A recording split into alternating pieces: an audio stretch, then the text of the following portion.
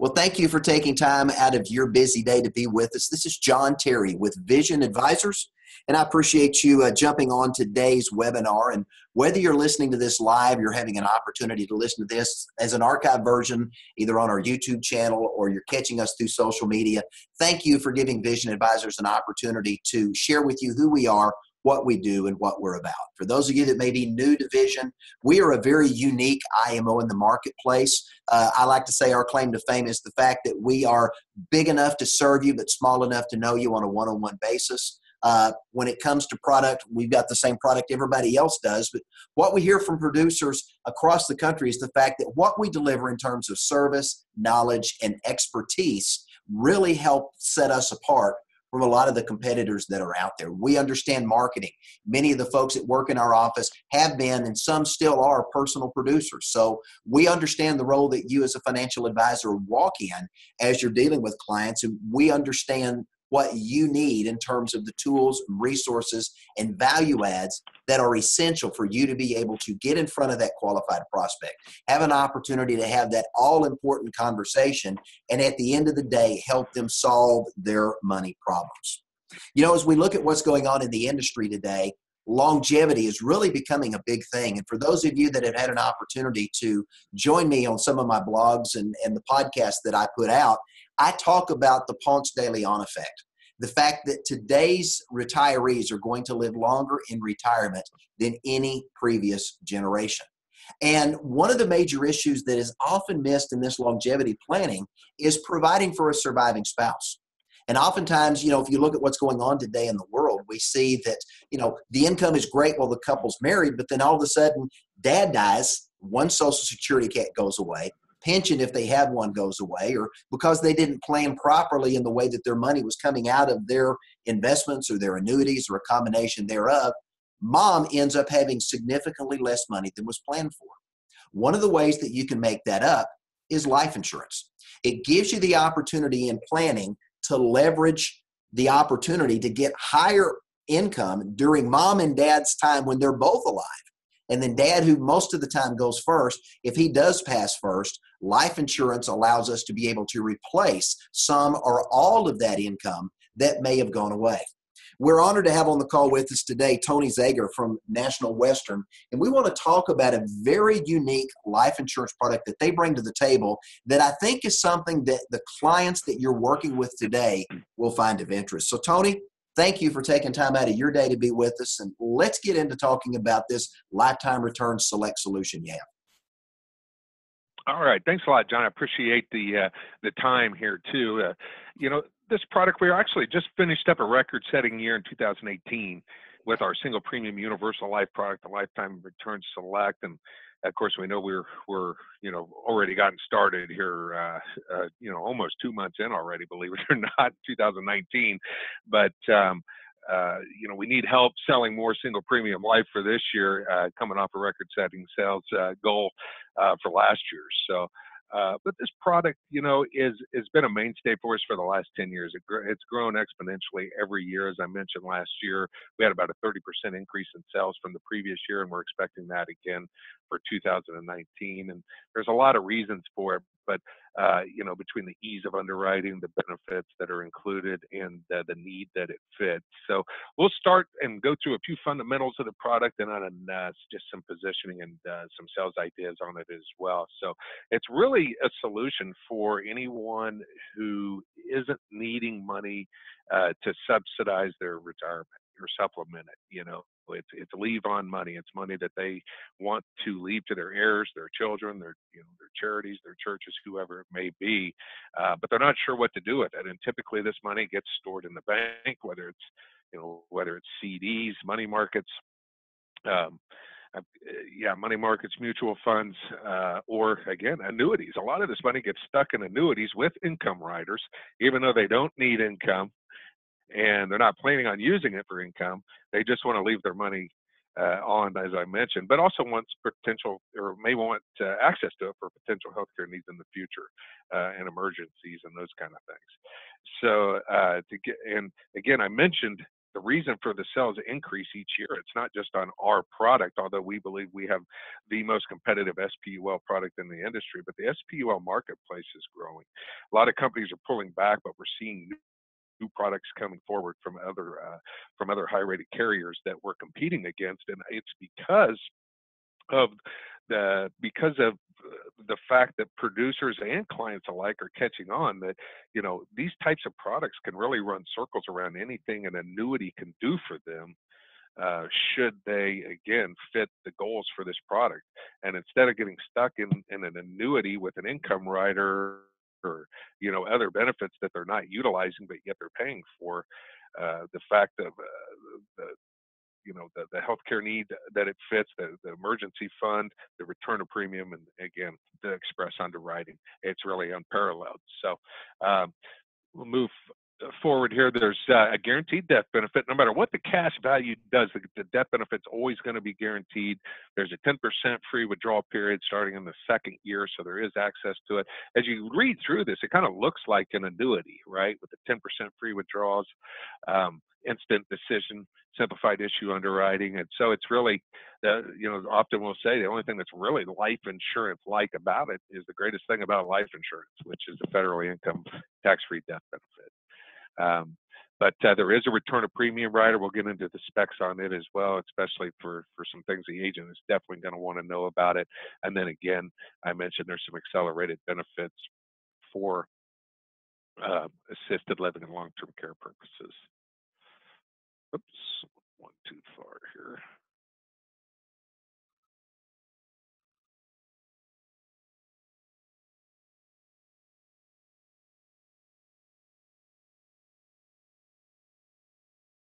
John, are you still with me? Did we lose connection or did we just lose the screen? No, I can still see everything. I'm good on my end, sir. Oh, okay. Yep. Okay. So the premium classes here, you can see the issue ages. I'm not going to spend a whole lot of time on this because we've got highlight sheets that'll explain it. But the one thing I do want to go into a little bit of detail on is this net amount at risk down here at the bottom. So you'll see the NAR. Fundamentally, going through life insurance school, we knew this as pure insurance. The difference between the death benefit in the face amount is essentially what the net amount at risk is. So I'll get questions all the time and say, oh, we can only have a $450,000 death benefit, or you'll only take $450,000, and it's actually neither. It's the difference between the two, right? The difference between the death benefit and the actual premium that you're submitting. So it's going to vary by age. We've increased these every year because they're repriced every year. Because again, with the underwriting, it's pretty streamlined. I even say it's kind of like Costco a little bit, where it's the margins are very small on this type of underwriting and the simplified issue nature of it. And so without really anything in the actuary book to go on, they're really repricing it every year to see if we're hitting our margins. And when we exceed those margins, we're able to take more money. And so that's really the reason why we've been able to increase it, because I mentioned we've had this product for about 10 years. When we first started selling it, the max in that amount at risk was $250,000. So now we're able to increase that to $450,000 for ages 45 to 55, and then 76 plus $200,000. So here's the ins and outs of the accelerated benefits for qualified care. There are a couple of variations of this rider. There's a chronic illness for qualified care services, and accelerated benefit for qualified care services. And the nuances of it are, is very small, but it will pay out similar: 2% a month, 24% of the death benefit annually. It's activities of daily living driven, so 2 of 6 ADLs, the inability to perform those. And there is a 90-day care requirement, but again, that's care. It's not necessarily any sort of qualified care service or confinement, right? So there does need to be some type of plan of care in place, but as long as they are receiving care, it doesn't need to be a certified professional. It just needs to be 90 consecutive days. But typically, if you have an individual, I think the ADLs kind of take care of itself in terms of the need for care of that. So Tony, can I ask a quick question there? Yes, sir. So we're talking about the fact that it's 2 of 6 ADLs. So that means if I've got a plan of care in place and mom's providing informal care for dad, but that's part of the prescribed plan of care, and they've done that for 90 days or longer, that's a qualifying event? That's a qualifying event. Yes. Very good. Because we see As a lot of long that in as the they're industry like where you, it starts I think out you with, it starts nailed out it. with mom taking care of dad. And then when mom can't do it anymore, they then go hire services. So that could help them do that quicker. Right. Exactly. As long as that qualified plan of care is in place. Yep. Thank you. Absolutely. And then with the chronic illness rider, I don't have a slide for that right now, but the chronic illness rider varies where you don't need any sort of care or qualified plan of care. It's just 2 of 6 ADLs, and it has to be a permanent disability. So with the accelerated benefit rider, with the qualified plan of care, it doesn't even need to be permanent. Typically they are.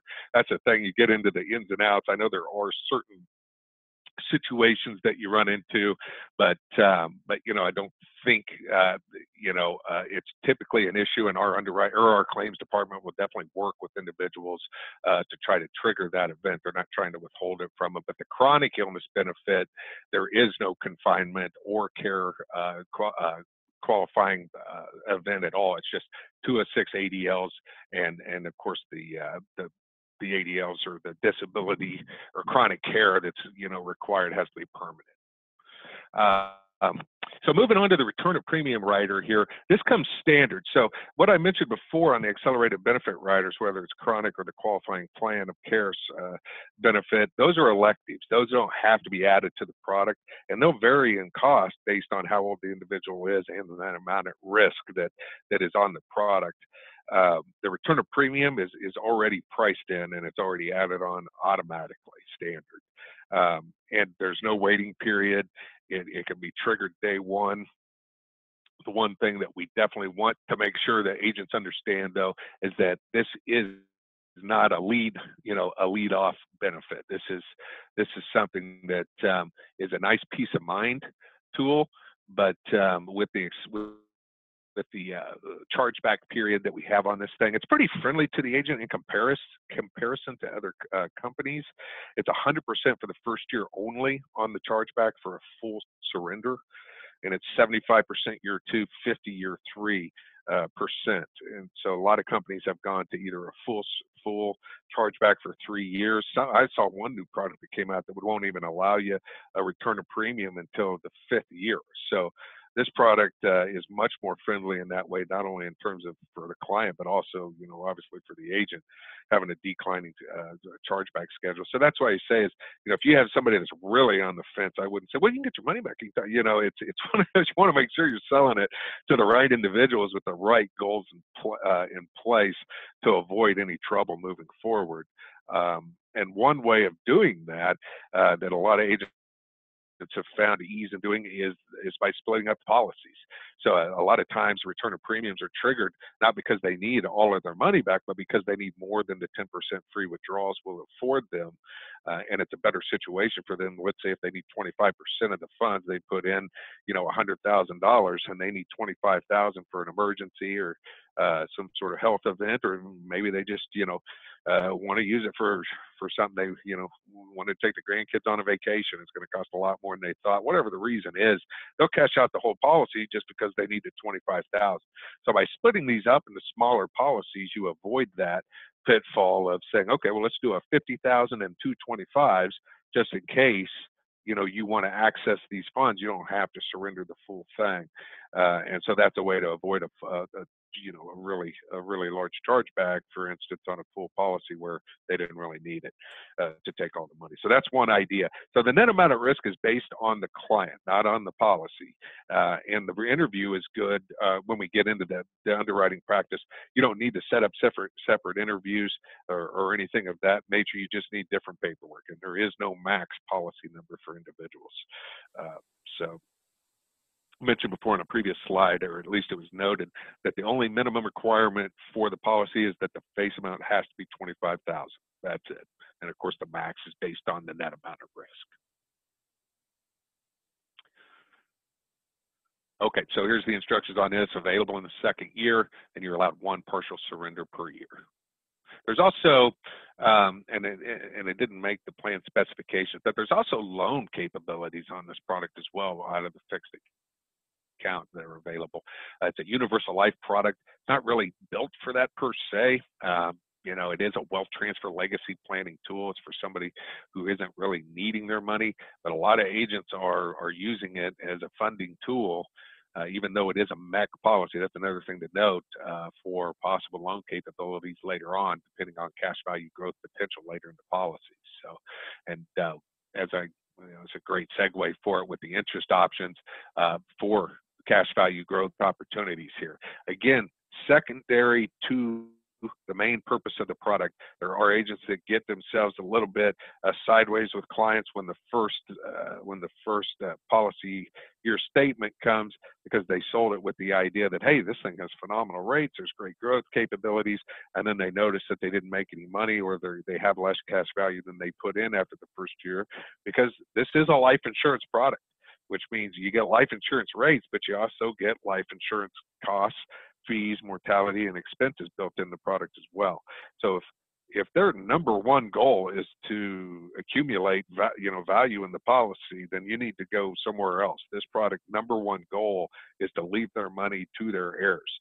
The cash value growth capability is there, but that's not the primary purpose, right? Because the death benefit is guaranteed, and no matter what their cash value does, if cash value goes down to zero, you can still get your money back. So the return of premium is essentially a money back guarantee, but the cash value, growth potential is there because it's not a set it and forget it kind of thing either. It's not where your money goes to die whenever you do.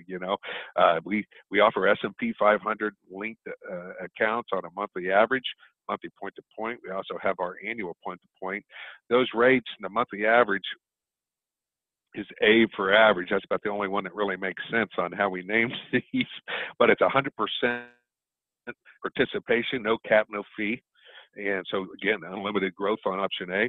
Option D is at 3.25 right now, and the monthly point-to-point cap, and option J is at 10%. And then your fixed account's at 3.55. And another nice feature of life insurance versus annuities those are new money rates right now too for policies that are renewing, and why those rates are in place. So there is no separate renewal rate structure for this policy.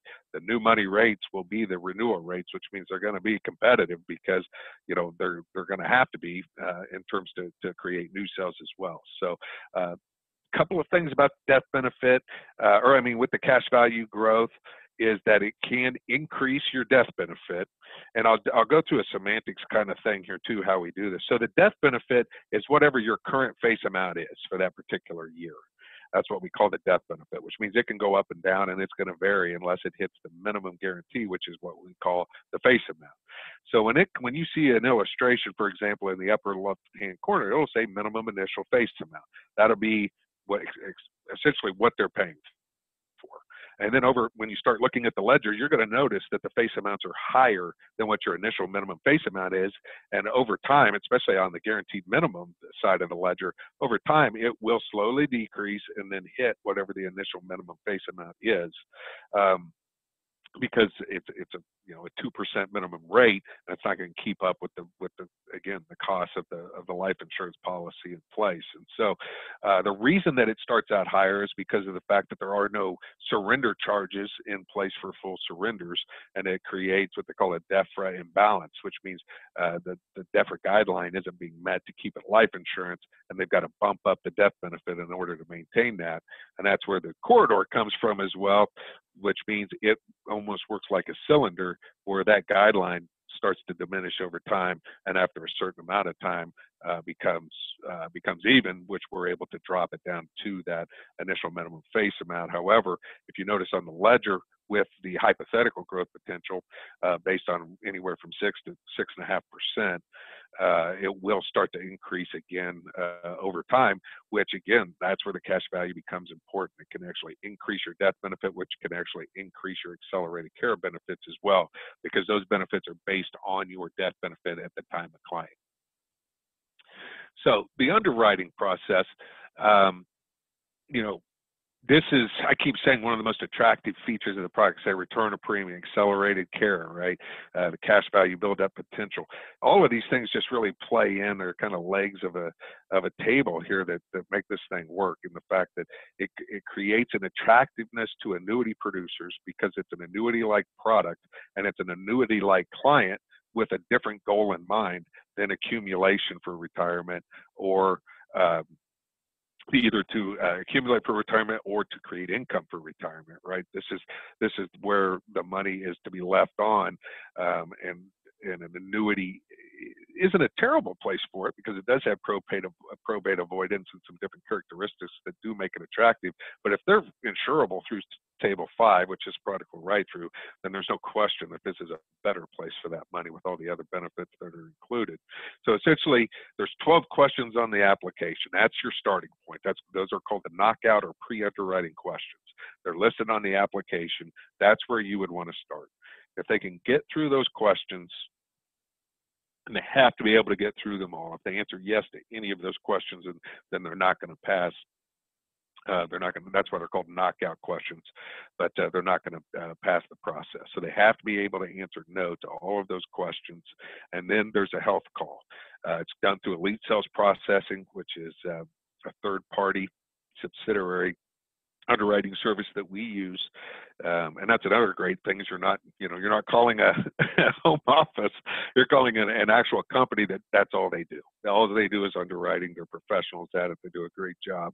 It's done very quickly. It's done in about 10 to 15 minutes, and they will say yes or no after the call, or excuse me, at the end of the call. So it's not fast, express, 24 hours, 48 hours. It's essentially done instantly. It's done on the phone call.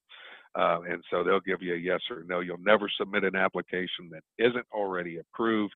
And so it creates, again, an attractiveness there for the instant gratification of not only for the client to know, but also for the agent.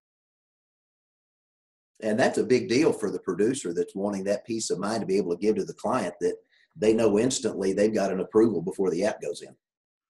Exactly, John. And another thing is they know if it's not. So that's correct. I mentioned this as an annuity alternative sell, right? So you might be dealing with a producer that's typically writing annuities, and they're not sure if they want to, put that at risk, or, it's like, and even though this is a better fit for the client, I don't mean that they wouldn't do the right thing for the client, but at the same time, the annuity is not a bad decision for the client either, right? And so by knowing that, hey, this thing is going to sit up there for a week and then come back, and then I lose the client, and somebody else put them into to the plan I wanted to put them in, you'll know right then. And if it's a no, hey, I knew it was a long shot. Let's go back to what we were talking about before. And of course, one other thing I was going to note was that on the underwriting questions, I would recommend that you started with those questions really before you start talking about how great this product is and all the features that it offers over what an annuity can do, because it can be a rough transition back on that same note. It's like, well, that annuity wasn't so bad after all. Right. Yeah. One of the trainings that we do with producers is that very thing, Tony, is when they're going in and they think the life insurance play is going to be the best thing for the client. They open with, I've got a couple of options that I want to have a conversation with you about. But before I get into those, I want to ask a few health questions just to make sure I'm not taking you down a path that you're not going to qualify for. Perfect. And that's a beautiful deal because it lets you get the expectations on the front end. And if you get the right answers, then you can go in with the better product solution for the client. But if you all of a sudden find out they don't qualify, now you can easily pivot from that into that annuity sale without creating a negative impact and a negative vibe with that client. So that's good, Tony. Thank you. Yep, absolutely. Great point. And so with the underwriting process, we have about a 92 it varies every month, it bounces between 92, 93, 94. So I usually say about 92% approval ratio on our health interviews. So the pre-underwriting questions are going to give you a really good idea if they're going to qualify or not. And so the next natural question from there is, well, if they passed all the health questions and I went on to the interview and they still didn't pass, why would that be? And the biggest reason is there is a height and weight chart on this, and it isn't listed anywhere. It doesn't advertise it. It is asked on the application, but it's very liberal, meaning if you've got an individual that doesn't pass the height and weight chart, it should be noticeable that you need to, ask that first and foremost, and call us and let us know their height and weight. And John, I can actually get you that height and weight chart so you can answer those questions That'd too. be fantastic. But if you've got that, I'd relay that to the team here. Okay. Yep.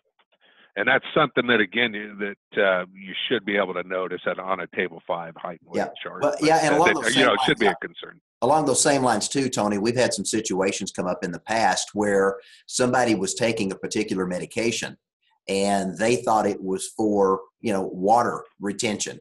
Although when you look at what the pill is, it's for something else that they maybe didn't know what they were actually taking a med for. And from time to time, that can be a knockout that you didn't see coming down the pipe. Yep, and that happens as well. There's a few small windows of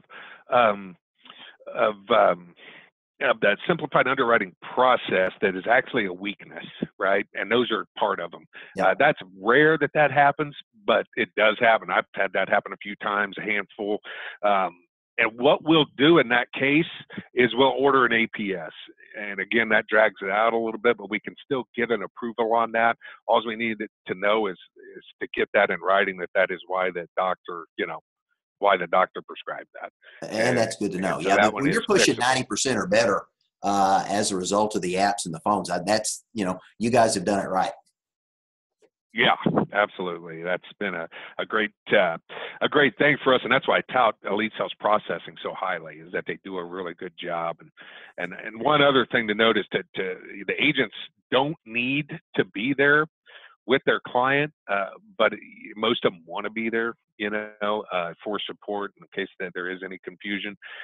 We recommend that they're there, but it's not a requirement. But what is a requirement is you've had to have seen the client in the last 30 days. That's what we define as seen business. And it has to be seen business to qualify. As a matter of fact, that'll be the first question they ask is, have you seen your agent in the last 30 days? And so one other thing to keep in mind as well. And here's a look at some of those questions. I'll leave these up and just kind of bruise through them just a little bit here, not to spend too much time on them. A lot of these are last 2 to 3 years type questions, or 2 or more. I've been told by other agents that we're really friendly in comparison on a simplified basis of diabetes. And we'll take right here, diabetic clients as long as they haven't taken insulin prior to age 40. That's basically and this one here, been diagnosed or treated. I mean, that's going to be an insulin-based issue there. So, but anyway, as long as they haven't taken insulin prior to age 40, then they're pretty good. As long as they don't have, again, 2 or more. Those are the things, 2 or more complications. And then also cancer has been a friendly area for us as well, past 3 years as opposed to 2. And then a lot of those questions are 2 or more cancers in the last 2 or 3 years of diagnosis or treatments for outside of course squamous cell cancer. So those are a couple areas, and you can look through these. These are on the application. I can also email these out. We have a pre-underwriting just outside of the application, just where they're listed. So these are, there we go. And I'm locked up again here. I don't know if that's our system. It probably is. Okay, here we go. Are you able to see this too, John? Yes, sir. Not having any trouble? Okay. So again, it's leave on money. Best thing about life insurance, again, is about the only life insurance thing about it. It's federally income tax-free death benefit. Here's a couple of things I did note that I was going to hit on, just a couple of ideas for positioning the product and some sales ideas. It's amazing how many times I hear agents say they run into clients that didn't know they don't need $100,000 to leave $100,000 to their heirs, right? They got $100,000, putting that thing in the bank, and I'm not touching it. I'm going to leave it to whoever. And fortunately, they don't need $100,000 to do that. And again, they can get a lot of extra benefits of leverage by doing it differently. And matter of fact, on a 65-year-old male, they only need about $60,000 to do it. And that would be comparable to about a 68, 69-year-old female to be able to do the same thing, which opens up almost $40,000 for them to do whatever they want to do, right? Whatever they're passionate about. And again, I don't want to get into the ideas, but there's an endless amount there. But if they did want to maximize their 100,000, they could leave almost $170,000 instead of 100, and get all again the great things that the product enjoys and the ability to get their money back at any time if their goals change. So here's another example. This one's a 70-year-old female. Who grew, some stock that she had from 50,000 over a number of years to 70,000. So almost an increase, or in this example, a increase of $20,000, which is what, 40%, right? Which seems huge. I mean, that seems like a really good growth, the cycle over a period of time. I think most of us would take that, depending upon, of course, how many years it is. But 40%, I don't know who's going to argue with that, and they still have to pay taxes, all that great thing. So we estimated capital gains at $3,000. Was left for $67,000 in place for getting out of those risky stocks. Now she puts that in to the lifetime return select product as a 70-year-old. That gets her almost $123,000 federally income-free tax benefit day one. So we're talking about a number of years gaining 40%, right? And gaining $20,000, which she owed taxes on. And then in just a 15-minute underwriting process, being able to do this with accelerated benefits, with return of premium, with cash value growth, and no income taxes to pay to her heirs. So it just shows you the power of just repositioning an asset and eliminating market risk and gaining just a ton of benefits that otherwise would not have been available for her. And one crazy thing happens, or somebody does something that stockholders don't like, and that 70,000 can be gone in the snap of a finger. So our product, of course, is going to be there. It's guaranteed. And of course, your return of premium is guaranteed as well. So however long down the line or quick down the line, something new comes out. That's the best, greatest thing we've ever seen. She has the ability to move her money instantly in that case as well. So another great selling point for a repositioning tool. And John, I don't know, are we running out of time? Are we good here? No, we're good. Let's keep going. I want to talk about this one because I think this is a neat strategy that you guys have. So let's talk about qualified funds opportunity. Okay, so this product is linked with our select product that we just covered, and this is high tax liability asset type money. There wouldn't be any reason to go with the solutions if you didn't know a lot of taxes on the money that you're moving over, and 99% of the time it's going to be qualified funds that we see going into this thing. Occasionally we'll see old annuities coming over. But the thing that's different from it than the select is the fact that there's an embedded immediate annuity in this product that allows for qualified transfers of annuity assets into this thing. And 1035s as well. But like I said, it's usually going to be more of an IRA replacement tool. So you get these individuals that are in their 70s and they're starting to take RMDs and they don't need the money, right? The problem is with qualified money is it's the greatest thing you can use to build your retirement, right? But it's the worst thing you can leave to your heirs because it is 100% taxable. And it's amazing how much qualified money is out there that clients aren't utilizing for retirement or don't need to utilize for retirement, but they don't have any other choice. And especially with leave-on type of qualified money where you've essentially got a huge tax time bomb here that somebody's going to pay for when they're dead and gone, right? So this allows them the ability for a solution, so they're not, stuck with this with this RMD machine that they've got. So the SPIA can be set up to pay out to the life insurance side of the contract. Again, it's embedded, but they are separate plans, but it's one process. So the SPIA will fund the life insurance either over a 5 or 10 year period. And it's actually not a period certain annuity. It's called a temporary life only annuity. And so it's something I really hadn't seen before, but even though it pays out over a period certain, it's actually based on life expectancy. So the older you are, or the older your client is, the more money they'll actually be paid out through this immediate annuity, and vice versa. So there's a pro and a con to each of them. The 5 years got more money coming out, which means the death benefit's going to be higher on the 5 year than it's going to be on the 10-year.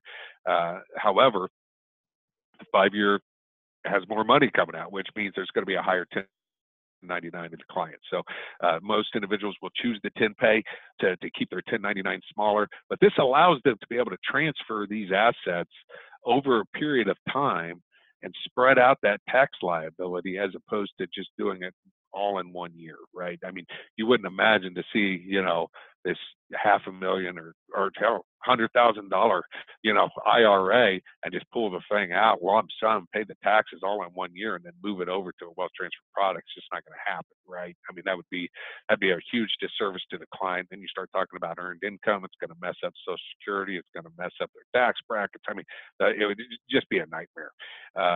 And so this allows them, again, to spread this out over a period of time and chunk it off over a 5 or 10 year period, and then leave this life insurance, federal income tax-free life insurance product to their heirs.